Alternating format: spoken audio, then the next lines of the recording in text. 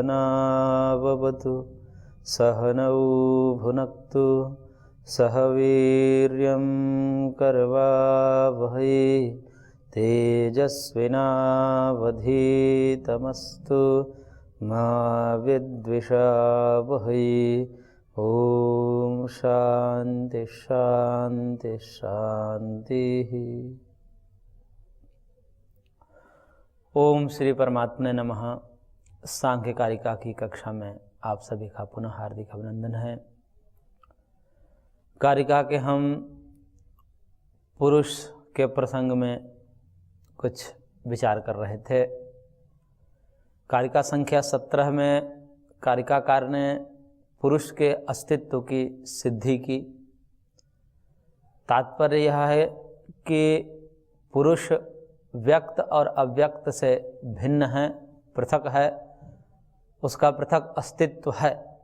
तो पुरुष का भिन्नत्व, पृथकत्व, यह कारिकाकार ने सिद्ध किया, जिसमें कारिकाकार ने कहा था संघात प्रार्थत्वात् त्रिगुणादि विपर्याद अधिष्ठानात् भोक्तृभावात् कैवल्यार्थ प्रवृत्तेश्च। इस प्रकार से 5 हेतुओं से पुरुष को भिन्न सिद्ध किया कि यह पुरुष कतिपय विद्वानों के द्वारा जो माना जाता है कि ये भूतों का परिणाम है, ऐसा नहीं है।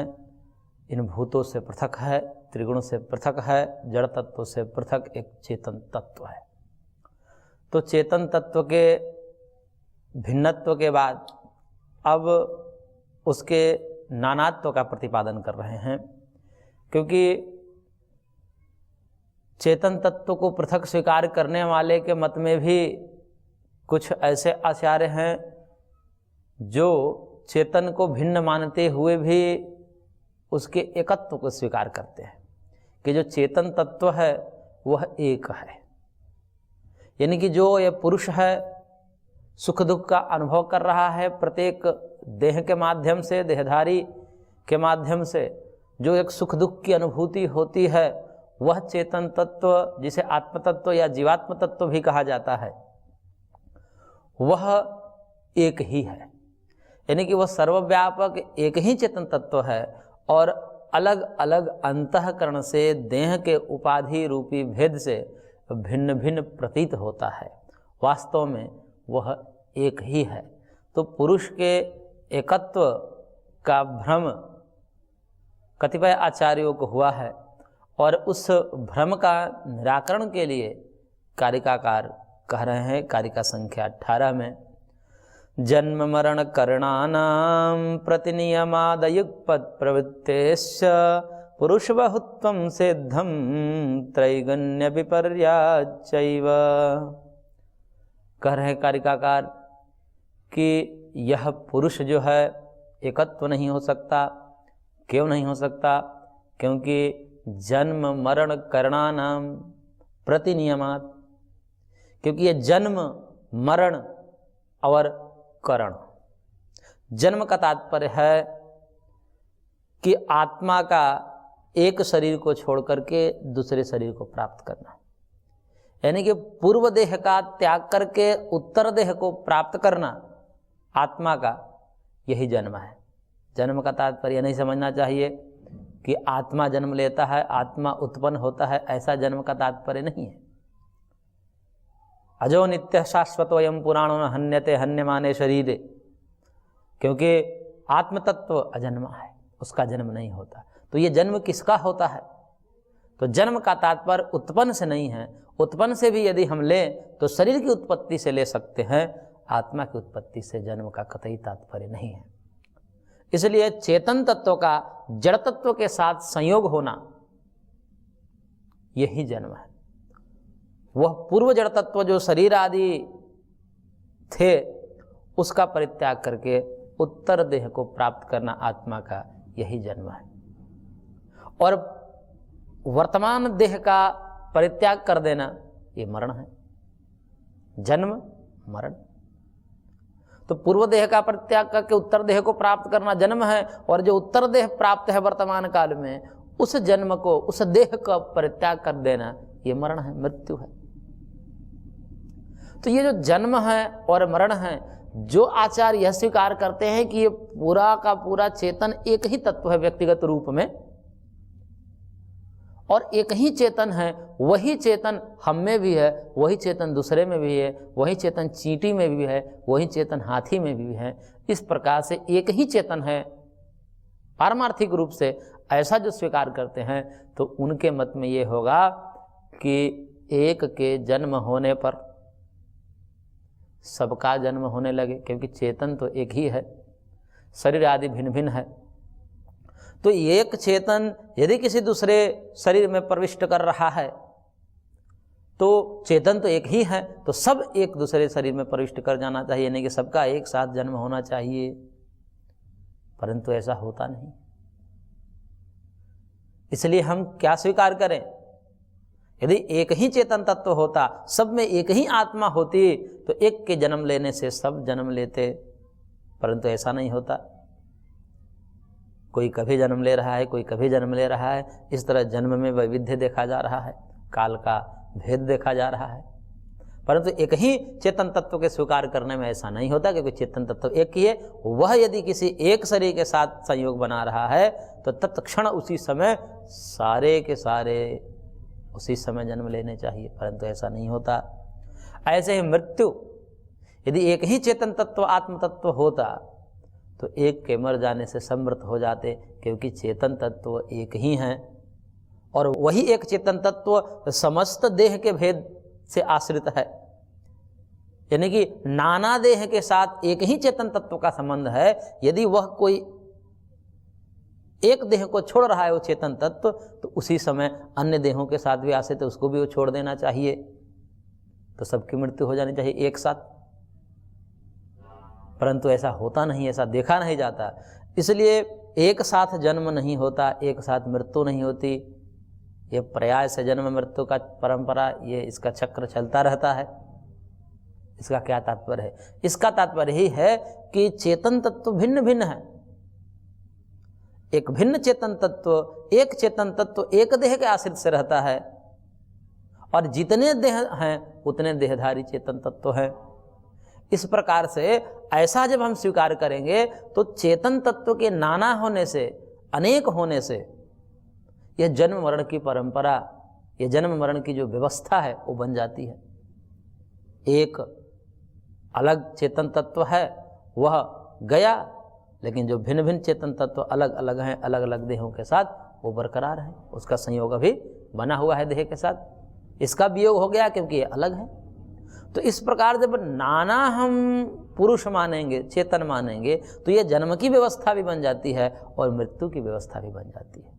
एक साथ जन्म नहीं होगा क्योंकि चेतन अनेक हैं, वह बारी बारी से, पर्याय से देह के साथ उनका संबंध बनता है।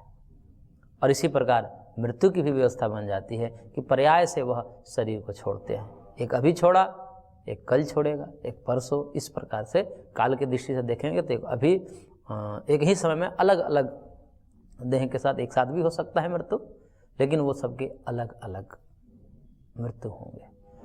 तो इस प्रकार से जन्म और मरण सबके अलग अलग होते हैं, एक साथ नहीं देखे जाते। यदि चेतन तत्व एक ही होता तो एक के जन्म लेने से सब जन्म लेते, एक के मृत्यु होने से सब मर जाते, परंतु ऐसा होता नहीं।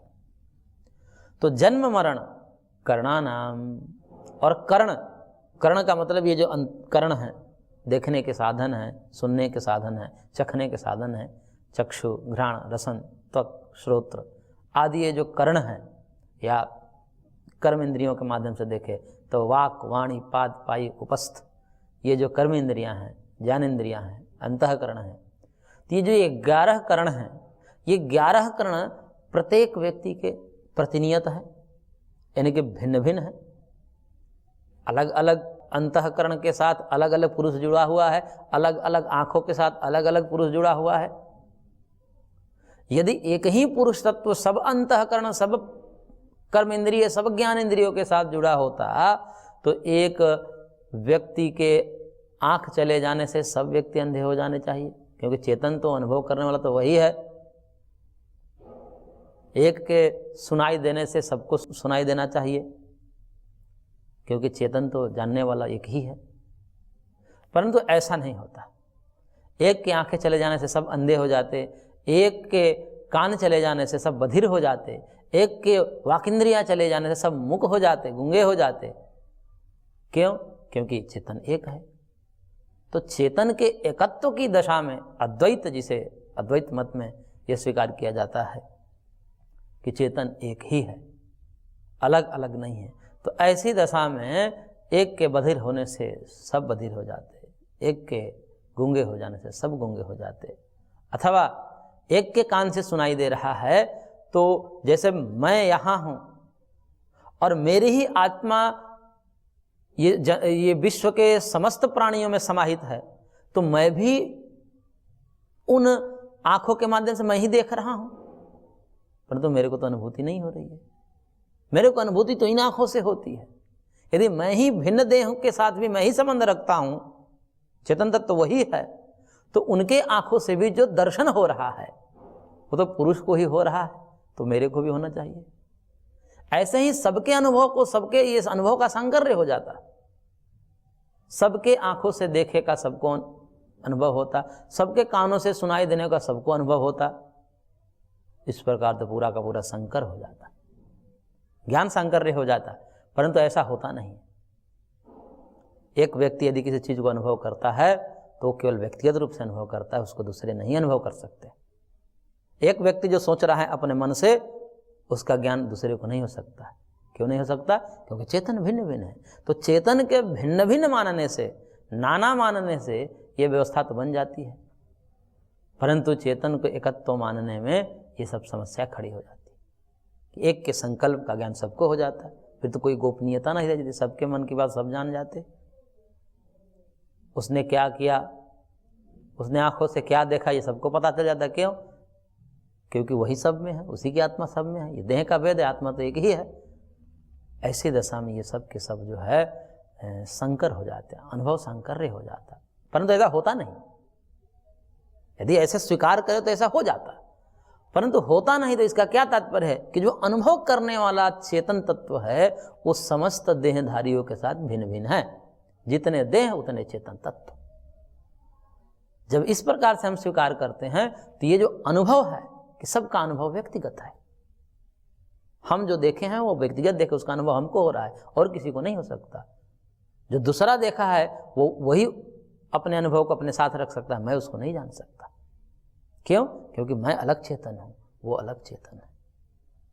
ऐसा मानने पर तो ये व्यवस्थाएं बन जाती है। लेकिन यदि चेतन को एकत्व माने, देह के भेद से चेतन में भेद नहीं होता, ऐसा माने, यानी कि देह तो अनेक है लेकिन चेतन एक है, ऐसा स्वीकार करें तो सबके सुनी हुई बात, सबके कानों से जो सुनी हुई बात सब जानते, सबके जिह्वा से चखा हुआ रस सबको अनुभव होता है, परंतु ऐसा होता नहीं। इसलिए प्रतिनियमात प्रत्येक इंद्रिया नियत है और नियत इंद्रियों से वो चेतन तत्व वो अपना ज्ञान अलग अलग करता है। इस प्रकार से आत्मा का नानात्व है। और अगली बात कह रहे हैं कारिकाकार कि अयुगपत प्रवृत्तिश्च। युगपत का तात्पर्य होता है एक साथ, और अयुगपत मतलब क्रमशः। अयुगपत प्रवृत्ति होती है, यानी कि क्रम से सबकी प्रवृत्ति होती है, एक साथ सबकी प्रवृत्ति नहीं होती। जैसे चेतन तो एक ही है, चेतन के अंदर ये संकल्प आया कि मैं धर्म का पालन करूं, मैं धर्म का आचरण करूं, और वो चेतन एक ही है, और वो संकल्प आया, चेतन में ही तो संकल्प हुआ, ज्ञान तो चेतन में ही नहीं, ये ज्ञान हुआ उसको, और ज्ञान के अनुकूल ही संकल्प होता है। ऐसे मन में संकल्प ऐसे ही नहीं उठ जाते, वो ज्ञान के अनुकूल होता है। तो एक बार आत्मा को ये ज्ञान हुआ कि मैं धर्म का आचरण करूं, तो इस प्रकार के संकल्प से जिस क्षण हुआ तो प्रत्येक देहधारी, क्योंकि सब में तो वही आत्मा है, सबके अंदर वही धर्म के मार्ग पर चलने का संकल्प उत्पन्न हो जाए और सब एक साथ धर्म पर चले। या कोई एक आत्मा के अंदर ये ज्ञान आया, उल्टा ज्ञान, मिथ्या ज्ञान, मैं अधर्म का आचरण करूं, तो उसी क्षण सभी देहधारी के अंदर ये संकल्प आ जाए कि मैं अधर्म पर चलूं, क्योंकि चेतन तो वही है सब में, समस्त देहों में तो एक ही चेतन तत्व है। तो सारे के सारे ज्ञान, सारे के सारे संकल्प वो सब में अनिश्चित हो जाए, परंतु ऐसा होता नहीं। एक कोई धर्म पर चल रहा है तो उसी समय कोई एक अधर्म पर चल रहा है। एक समय कोई पुण्य कर्म कर रहा है, उसी समय कोई पाप कर्म कर रहा है। एक समय किसी को सुख हो रहा है, उसी समय किसी को दुख हो रहा है। उसी समय किसी को मोह हो रहा है। एक व्यक्ति एक समय में या तो सुखी हो सकता है या दुखी हो सकता है। सुख दुख एक साथ नहीं हो सकते, क्योंकि भले ही देह के भेद मान लेंगे, अनुभव करने वाला तो चेतन तत्व को ही तो स्वीकार करना पड़ेगा। अंत में जब पूछा जाएगा कि ये जो उपाधि के भेद से मान रहे हैं कि ये व्यवस्थाएं बन जाएगी, उनके मत में ये है कि चेतन तत्व को हम एक ही मानेंगे और एक ही चेतन को मानते हुए भी ये जो सुख दुख ज्ञान सांकर्य आदि का जो एक व्यवस्था बनाई जा रही है, अभी जो हम बना रहे हैं और कारिकाकार बना रहे हैं, तो वो भी बना लेते हैं अपने हिसाब से। उसमें वो क्या कहते हैं कि देखिए ये सुख दुख प्रवृत्ति अनुभव जन्म मरण आदि जो क्रम से होते हैं, इसकी व्यवस्था हमारे मत में भी बन जाएगी, यानी कि चेतन को एक मानते हुए भी ये व्यवस्थाएं बन जाएगी। कैसे? तो कह रहे उपाधि के भेद से। उपाधि क्या है? शरीर, इंद्रियां, मन, बुद्धि, चित्त, अहंकार, ये सब उपाधियां हैं। इन उपाधियों से भिन्न भिन्न उपाधि होने से वो भिन्न भिन्न अनुभव करता है एक ही समय में, यानी कि अंतःकरण भिन्न भिन्न है। तो अंतःकरण के धर्म सुख दुख आदि है तो सांख्यकार भी मानते हैं। तो सुख दुख आदि अंतःकरण के धर्म हैं और ये अंतःकरण भिन्न भिन्न है, इसलिए एक ही काल में भिन्न भिन्न सुख दुख होते हैं। और संकल्प भी मन के होते हैं और मन भिन्न भिन्न होता है, इसलिए एक ही आत्मा उपाधि के भेद से, मन रूपी उपाधि के भेद से अलग अलग संकल्प करता है, चित्त रूपी उपाधि के भेद से अलग अलग सुख दुख का अनुभव करता है, लेकिन है एक ही। इस प्रकार से वो उपाधि के भेद से जन्म मरण अनुभवों का सांकर्य आदि की व्यवस्था वो बनाते हैं। परंतु उनसे पूछना चाहिए कि ये जो उपाधि है और एक उपाधि से युक्त है, उपाधि से युक्त है कौन है? वो चेतन तत्व है। और उसको एक नया पदार्थ परिकल्पित करते हैं, हालांकि ऐसा कोई पदार्थ होता नहीं। वो कहते हैं कि चिदाभास है, कि ये जो सुख दुख आदि की विलग विलग अनुभूतियां हो रही है वो आत्मा को नहीं होती, अपितु तो चिदाभास को होती है। चिदाभास क्या है? तो कहते हैं कि ये जो अंतःकरण विशिष्ट जो चेतन है, अंतःकरण विशिष्ट चैतन्य को जो है सुख दुख होता है, तो ये जो उसे चिदाभास कहते हैं, तो ये चिदाभास क्या विलग पदार्थ है? जड़ चेतन से क्या विलग पदार्थ है कि जड़ चेतन ही है? यदि जड़ चेतन से विलग एक चिदाभास परिकल्पित करे तो तीसरा पदार्थ होगा, और जड़ और चेतन से अतिरिक्त कोई तीसरा पदार्थ नहीं होता। जो 24 तत्व होता है वो तो जड़ का ही परिणाम है और एक चेतन तत्व। तो जड़ और चेतन के अतिरिक्त कोई तीसरा तत्व नहीं होता। यदि चिदाभास को हम तीसरा पदार्थ माने तो ये तो संभव ही नहीं है, या तो जड़ होगा अथवा चेतन होगा। तो कहते कि नहीं, ये जड़ और चेतन से युक्त है, तीसरा हम नहीं मानते। जड़ और चेतन से युक्त तो उसी को जो है उसी में भोग होता है, तो उसी को हम मानते हैं। अच्छा, वो तो हम भी मानते हैं, जड़ चेतन का संयोग तो हम ही मानते हैं। लेकिन प्रश्न वही का वही खड़ा है कि जब जड़ चेतन के संयोग को आप चिदाभास कहते हैं तो चिदाभास में भी दो तत्व हैं, जड़ और चेतन। तो अब बताइए कि ये जो अनुभव है, सुख दुख है, स्मृति है, संकल्प है, वो किसको होता है? उस चिदाभास में जो दो तत्व हैं, जड़ और चेतन, उसी को आप चिदाभास कहते हैं। उसमें भी दो तत्व हैं, उपाधि और उपाधि से युक्त चैतन्य। तो इन दोनों में बताइए कि ये सुख दुख ज्ञान किसको होता है? अंतःकरण उपाधि को होता है अथवा उपाधि से युक्त चैतन्य को होता है? तो क्या मानना पड़ेगा? उपाधि को कोई मान नहीं सकते, अंतःकरण आदि को सुख दुख होता है ऐसा मान नहीं सकते। क्यों? क्योंकि अंतःकरण जड़ है। और यदि जड़ अंतःकरण उपाधि को अनुभव नहीं हो सकता तो फिर क्या बचा? दूसरा कोई तत्व नहीं है, परिशेषण न्याय से चेतन को ही होता है, ऐसा ही स्वीकार करना पड़ेगा। और यदि चेतन को सुख दुख अनुभव स्मृति आदि होती है तो वह चेतन तत्व तो सब देहों के साथ युक्त है। तो इस अंतःकरण के साथ उसको सुख हो रहा है और वही चेतन तत्व जो है दूसरे अंतःकरण के साथ उसी समय दुखी हो रहा है, तो क्या यह सांकर्य नहीं होगा? सांकर्य होने से कोई रोक ही नहीं सकता। इसलिए सांख्यकार के मत में पुरुष का नानात्व मानने में ही ये समस्त जो विसंगतियां प्राप्त हो रही हैं सांकर्य के रूप में, अयुगपत प्रवृत्ति के रूप में, इन समस्त व्यवधानों का समाधान आत्मा को नानात्व मानने में हो जाता है। परंतु आत्मा के एकत्व मानने में कोई ये रोक ही नहीं सकता। गड़बड़ होगा, सांकर्य होगा, सब एक साथ मरेंगे, एक साथ जन्म लेंगे, एक साथ सबको सुख होगा अथवा सबको दुख होगा। एक साथ कोई देख रहा है तो उसी समय उसको अन्य व्यक्ति को भी उसका अनुभव हो जाए, क्योंकि वो भी उसमें विद्यमान है। सब में विद्यमान हो जाएंगे। ऐसे तो एक ही आत्मा मानेंगे तो मेरी आत्मा इस शरीर के साथ है और वही मेरी आत्मा किसी दूसरे शरीर के साथ है, तो आत्मा तो एक ही। तो मैं इस नेत्र से कुछ और रूप देख रहा हूं, मैं ही उस नेत्र से कुछ और रूप देख रहा हूं, तो अनुभव होने चाहिए, पर तो अनुभव नहीं होते। जैसे यहां पर इंद्रियों का भिन्नत्व होने से मैंने जिसको देखा था उसको छू रहा हूं, अनुभव होती है, स्मृति होती है। क्यों? क्योंकि इस शरीर में आत्मा एक है, वो एक ही तत्व है जो आंखों से देखता है, त्वचा से स्पर्श करता है, जिह्वा से चखता है, श्रोत्र से सुनता है।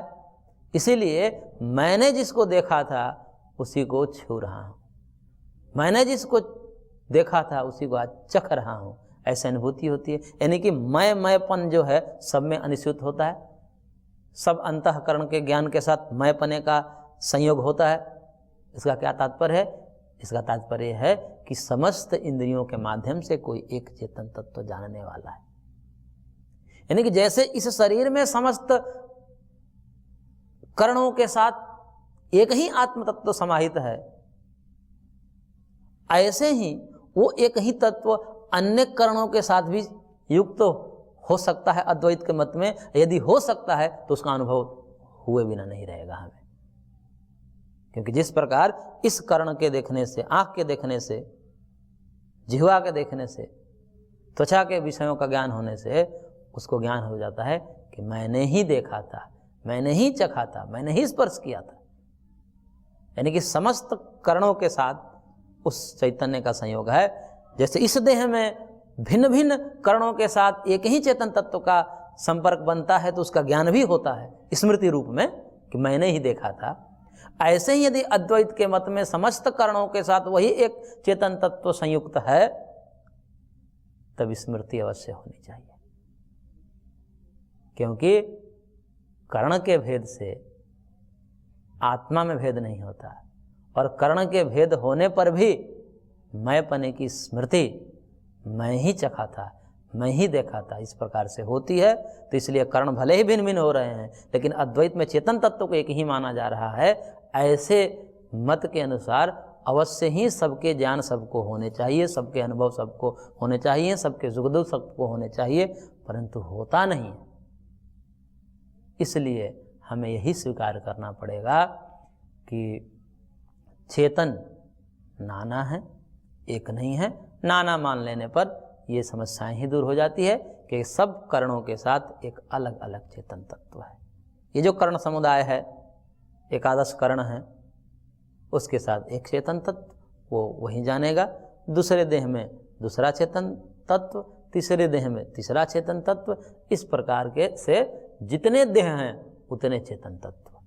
तो चेतन तत्व के नानात्व होने में ये जो जन्म मरण, करणों का व्यापार, अयुगपत प्रवृत्ति, कोई धर्म का आचरण कर रहा है, कोई अधर्म का आचरण एक ही समय में कर रहा है, ये सब बातें जो हैं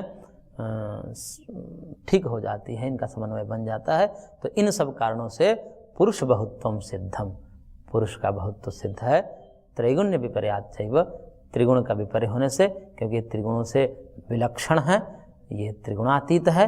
बाकी सब कर्ण आदि देह आदि सब त्रिगुणात्मक है। तो इस प्रकार से आचार्य ने यहाँ पर पुरुष का बहुत्व सिद्ध किया, जन्म मरण और कर्णों के प्रतिनियत व्यवस्था से, और एक साथ सबकी प्रवृत्ति नहीं होने से। कोई पुण्य कर्म कर रहा है, कोई उसी समय पाप कर रहा है, तो ये जो अयुगपत प्रवृत्ति देखी जा रही है, क्रमशः प्रवृत्ति देखी जा रही है, पर्याय से देखी जा रही है, तो इससे पता चलता है कि आत्मा बहुत्व है, नानात्व है। तो इस प्रकार से कारिकाकार ने पूर्व कारिका में आत्मा के भिन्नत्व को सिद्ध किया और इस कारिका में आत्मा के बहुत्व यानी कि नानात्व को सिद्ध किया। तो आज की कक्षा को हम यहीं पर विराम देते हैं, शेष अगले अंक में।